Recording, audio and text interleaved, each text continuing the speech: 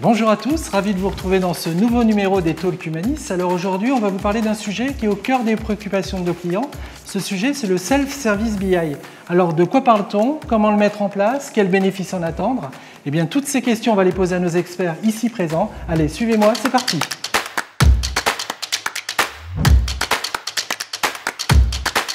Et pour démarrer ce programme, j'ai le plaisir d'accueillir Younes Edaoudi. Younes, bonjour. Bonjour Cyril. Donc tu es Practice Manager Data Analytics chez Humanis. Alors première question, Self-Service BI, de quoi parle-t-on?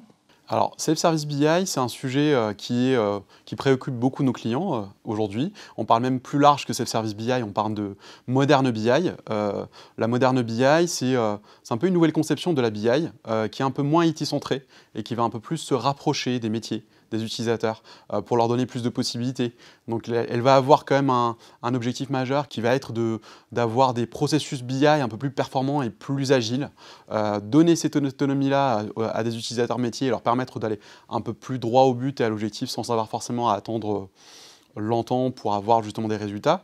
C'est un peu l'un des objectifs premier de la Modern BI. Et sans entrer dans les détails, le principe du Self-Service BI, c'est, comme l'indique le mot Self-Service, c'est que je vais moi-même réaliser mes propres tableaux de bord, c'est ça? Exactement, ça va être un peu de la BI sur étagère, avec la possibilité d'embarquer des populations métiers dans la mise en œuvre justement de ces reportings-là, mais pas que, parce qu'on pousse ça un peu plus loin aujourd'hui. On va parler de Self-Service BI, on va parler d'analyse et d'exploration de données avancées, porté par le cloud notamment, avec la révolution que ça apporte aujourd'hui, avec toute cette partie-là, scalabilité et performance que le cloud permet d'apporter assez aisément. Mais on va même plus loin, on en parlera plus en détail aussi, c'est la partie self-service IA quasiment, ça veut dire qu'on peut avoir aussi un peu de l'IA sur étagère. Et côté outillage, quelles solutions préconises-tu? En termes de plateformes, il y a pas mal de plateformes qui se démarquent aujourd'hui, et celle qui se démarque le plus et qui est clairement identifiée comme un gros leader sur le sujet, c'est la plateforme Power BI de Microsoft. C'est une plateforme qui existe quand même depuis 2014 comme solution justement de BI agile ou de self-service BI et qui a énormément évolué depuis. Avec un investissement constant et croissant de Microsoft, c'est devenu aujourd'hui en quelque sorte une plateforme qui s'impose sur le marché comme étant une plateforme de BI d'entreprise complète, de moderne BI et même d'analytics avancée et augmentée. Justement, la transition est parfaite. On a la chance d'avoir notre partenaire Microsoft ici, donc je te propose de l'accueillir.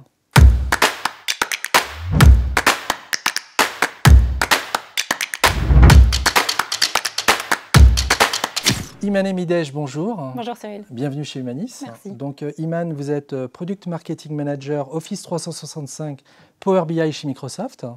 En quoi le Self-Service BI ou Modern BI, tel que l'expliquait Younes, se distingue de la BI traditionnelle? Alors c'est une excellente question. Déjà, dans un premier temps, ce qu'on remarque, c'est que le défi majeur des grandes entreprises, c'est de faire beaucoup plus avec les données qu'elles ont déjà. Sauf que dans la réalité, c'est un peu plus compliqué, pour 3 raisons. La première, c'est que dans les pratiques actuelles en termes de BI, elles sont toujours organisées selon une logique top-down. Donc nous avons les équipes business et métiers qui font une demande et l'IT va y répondre. Le problème, c'est que cette logique, en fait, nécessite quand même de gros coûts pour l'entreprise.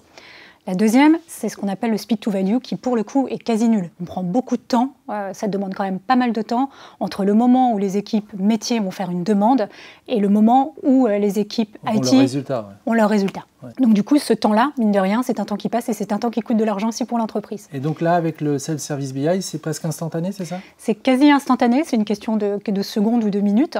Et l'autre problème aussi qu'on rencontre, c'est la notion d'agilité, donc d'aller beaucoup plus vite.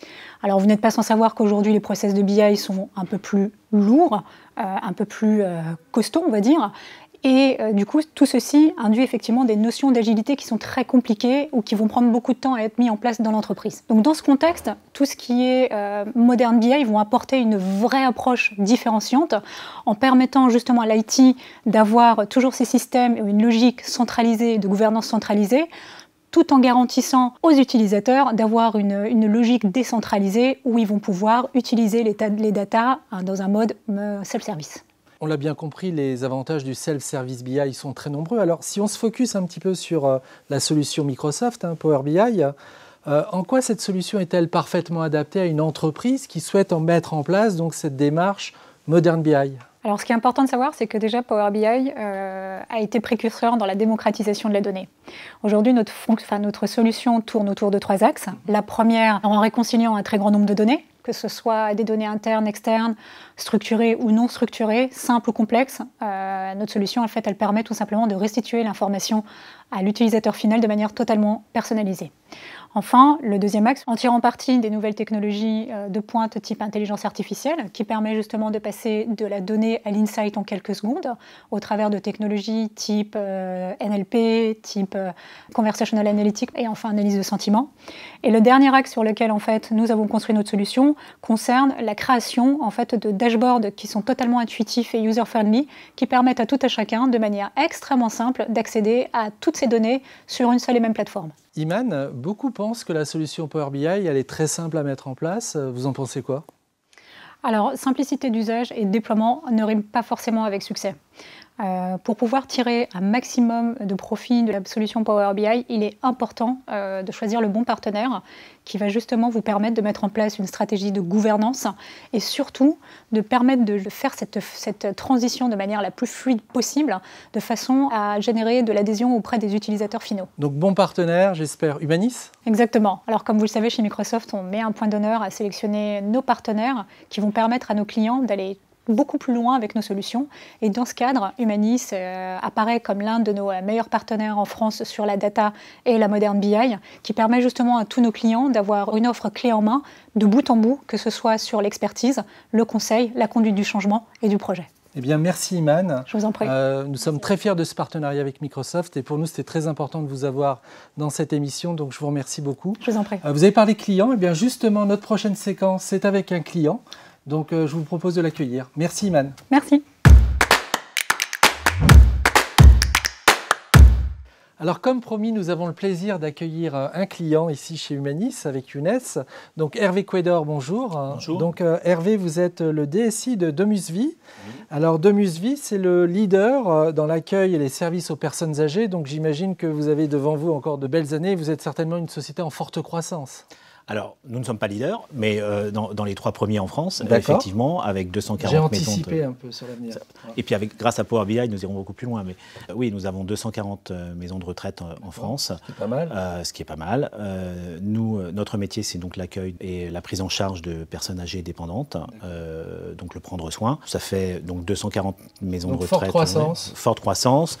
C'est un nombre de maisons de retraite multiplié par 3 en 10 ans. D'accord. Et donc, justement, pour accompagner cette croissance, vous avez mis en place tout le process de modernisation de votre IT et notamment autour de l'outil Power BI que vous avez déployé récemment. Et donc, ce qu'on aimerait savoir, c'est comment s'est passé ce déploiement et surtout quel a été l'accueil réservé par vos collaborateurs sur ce nouvel outil. Alors, Power BI a répondu à une problématique que nous avions. Comme je vous l'ai expliqué, la croissance a été forte ces 10 dernières années et le système d'information sur lequel on est parti, et notamment nos tableaux de bord, fait que initialement nos tableaux de bord étaient codés en dur dans notre portail intranet. Codés en dur, ça veut dire qu'ils étaient faits par des développeurs sous forme de tableaux, mais codés complètement de A à Z par les développeurs sans utiliser d'outils tiers comme on pourrait le faire avec Excel et des tableaux croisés dynamiques. Très vite, ce système a atteint ses limites quand on est passé à 120, puis 160, puis 240 maisons de retraite. Il a fallu revoir l'organisation et c'est à ce moment-là que nous avons entamé la démarche de réflexion sur Power BI. Pourquoi? Parce que ça nous a semblé être un outil beaucoup plus souple, capable d'adresser pas mal de données et surtout, puisque nous avons 240 maisons de retraite, possiblement encapsulable dans notre portail intranet pour remplacer un pour un nos tableaux de bord en dur par des tableaux de bord venus de Power BI, lesquels démontreront beaucoup plus de souplesse, comme on pourra en parler ensemble. Et alors, comment le produit a-t-il été accueilli, je crois, par vos managers, c'est ça? Par nos managers et par l'ensemble des directeurs de maisons de retraite. Très très bien accueilli. On a gagné en vélocité. Pourquoi? On a gagné en vélocité. Là où avant, le code allait chercher les données dans le système et les moulinait pour les afficher, on pouvait prendre 3 minutes parfois pour afficher un tableau. Tout d'un coup, on est passé à 10 secondes, même pas, j'abuse sans doute, Younes. On est passé à un temps quasi instantané où on a affiché une information immédiate aux utilisateurs. Donc ça, déjà, ça leur a beaucoup plu. Et puis ensuite, comme l'outil était du Power BI et non pas du codage, les utilisateurs ont acquis la confiance dans la donnée qui leur était délivrée. Au lieu de penser parfois sur une information qui leur était donnée, qui ne pouvait ne pas leur plaire, que la donnée pouvait être fausse ou que le calcul était faux, là, le calcul ne pouvait pas être faux puisque ça vient de Power BI, pas de discussion. Et donc confiance, vélocité, et puis ensuite, même pour nous, capitalisation de la manière dont la donnée est construite. Et alors, quelle est la prochaine étape maintenant ? Alors, la prochaine étape, puisque là, pour l'instant, nous n'adressons que nos données du CRM propriétaire que nous avons dans le portail, c'est de construire un data warehouse qui va permettre d'emmagasiner les données venues de notre portail, donc de notre CRM, mais aussi des autres systèmes tiers que nous pouvons avoir, comme NetSoin par exemple. Et c'est quoi l'intérêt de faire ça ? L'intérêt de faire ça, c'est d'avoir une donnée unique, unifiée, dans un endroit unique et qui sera partagée par tous les key users de la société, lesquels sont amenés à construire des tableaux de bord. Parce que là, vous touchez par eux-mêmes. Par eux-mêmes, c'est cela. En self-service. En self-service. Bon, ça tombe bien, notre émission est sur le self-service BI, donc c'est vraiment votre objectif aujourd'hui d'aller vers ce type d'approche. Oui, parce que dans une DSI, la valeur ajoutée des développeurs n'est pas de faire de la présentation de la data. La valeur ajoutée des développeurs, c'est de mettre à disposition la donnée en allant la chercher dans les systèmes qui sont purement techniques et de pouvoir ramener la donnée dans un data warehouse, lequel pourra être adressé justement en self-service BI par l'ensemble de ces utilisateurs clés de l'entreprise, qui eux, de par leur connaissance métier, ça peut être la direction commerciale, comme ça peut être la direction des soins ou la direction de l'hôtellerie chez nous, vont aller chercher la donnée dans le data warehouse et le présenter à façon pour que la donnée leur parle dans le sens de ce qu'ils veulent analyser, pour leur donner les orientations et être un véritable outil d'aide à la décision sur ce qu'il faudra faire plus tard. C'est tout bénéfice aussi bien pour vos clients internes, qui eux peuvent accéder en 2 temps, 3 mouvements à la donnée qu'ils attendent. C'est ça. Et vous-même, j'imagine que ça vous ouvre, ce sujet était peut-être preneur de bande passante, ça vous libère un peu du temps peut-être pour d'autres activités. C'était preneur de bande passante, c'était générateur d'insatisfaction de la part des utilisateurs. Dès lors qu'il fallait rajouter une colonne dans un tableau, ça pouvait prendre 2 ou 3 jours puisque c'était codé en dur. Dès lors qu'on est passé à Power BI, une demi-journée pour rajouter la colonne, la recéter avec les utilisateurs clés, et ça y est, le projet est bouclé. Younes vous a accompagné donc, sur la mise en place de ce projet qui se poursuit. On verra quelles sont peut-être derrière les prochaines étapes. Younes, tu voudrais rajouter quelque chose ? Justement, dans la continuité, aujourd'hui, comme on a parlé Hervé, il y a un projet de centralisation justement des données du groupe DomusVi avec pour objectif de mettre à disposition des key users, donc des super utilisateurs qui vont pouvoir explorer la donnée, une donnée totalement centrale et transverse qui va aborder non pas juste des données qui proviennent du CRM, mais aussi des données qui proviennent aussi d'autres sources et qui vont permettre d'explorer un peu plus aisément la donnée. Donc on est vraiment, comme l'a expliqué Hervé, sur une centralisation de la donnée par justement les équipes IT et une décentralisation de l'analyse exploratoire auprès des métiers et des business analysts au sein du groupe effectivement DomusVi. Et là, c'est justement un sujet qui est actuellement en cours, cette centralisation, avec notamment notre centre de compétences Power BI et qui est aujourd'hui piloté par notre pod Delivery. J'ai peut-être une dernière question à vous poser. Un mot sur Humanis. Comment jugez-vous, comment appréciez-vous l'accompagnement d'Humanis sur ce projet ? On est satisfait d'Humanis. On a fait un premier lot projet, comme on vous l'a expliqué, dans le portail pour déjà transformer nos tableaux de bord et les passer sur Power BI.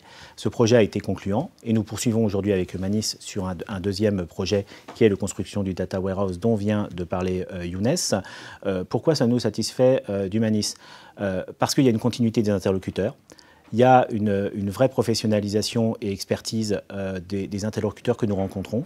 Et par exemple, Younes, je le connais de la première rencontre commerciale que nous avons réalisée avec Humanis à aujourd'hui, et ça se poursuit encore aujourd'hui sur l'ensemble du projet que nous avons, et j'espère que ça continuera sur l'avenir.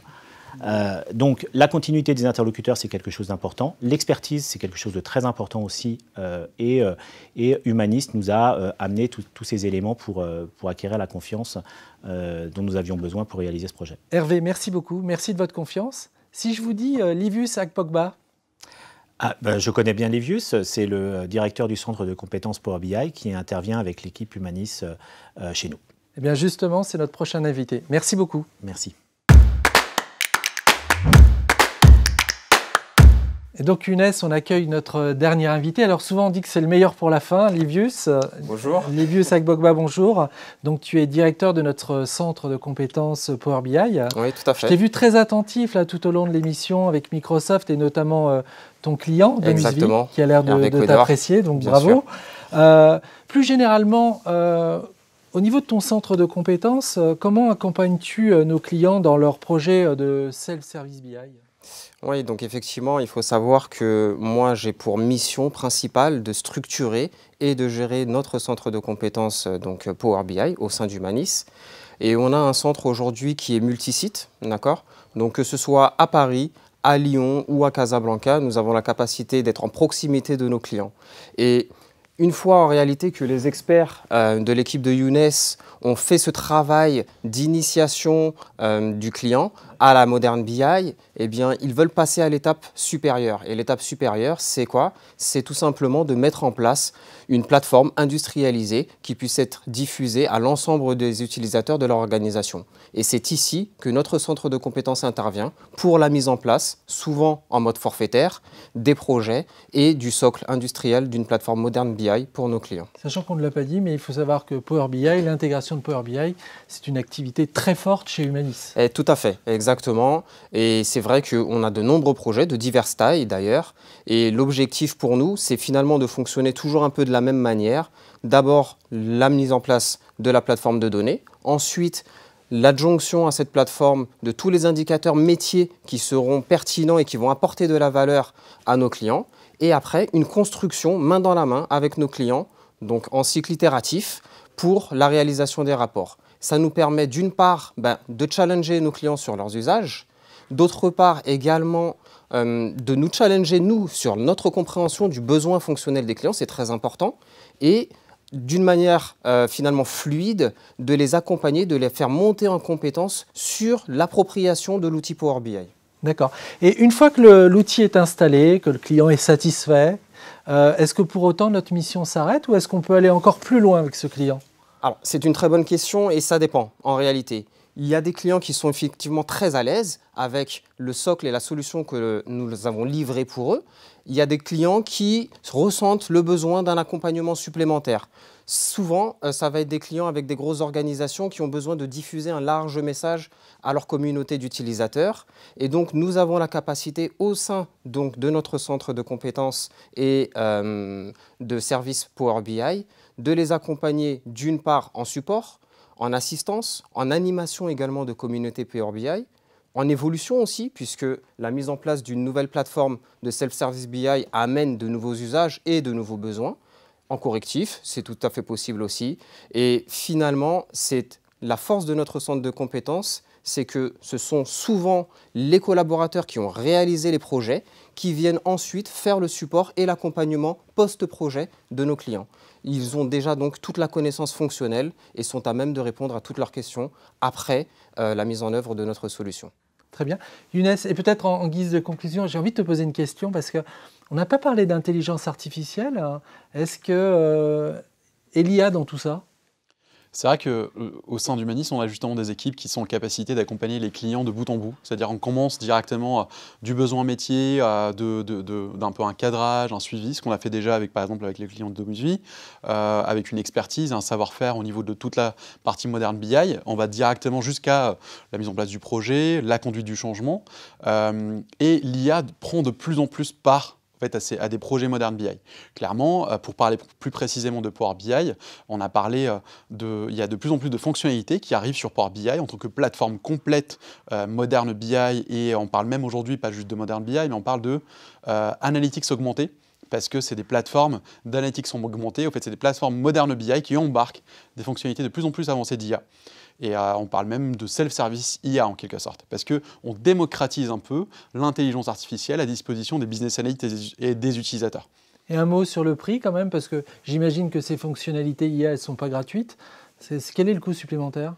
Alors, pour Power BI, en clair, il n'y a pas de coût supplémentaire pour la partie IA. C'est déjà pré-embarqué, c'est une fonctionnalité que Microsoft rajoute au niveau de la plateforme pour offrir un plus à ses utilisateurs. Donc il y a des fonctionnalités IA qui sont directement embarquées dans la licence Power BI Pro, ou la licence Power BI gratuite aussi de Power BI, mais il y a des fonctionnalités plus avancées qu'on va retrouver plutôt sur la Power BI Premium, qui est le niveau au-dessus de Power BI et qui permet d'adresser justement une plateforme complète, Modern BI et d'analytics augmenté au sein de l'entreprise. Bien Younes, ça sera le mot de la fin. Je tenais à te remercier très sincèrement. On a préparé ensemble cette émission et J'ai beaucoup apprécié ton support et ton regard d'expert.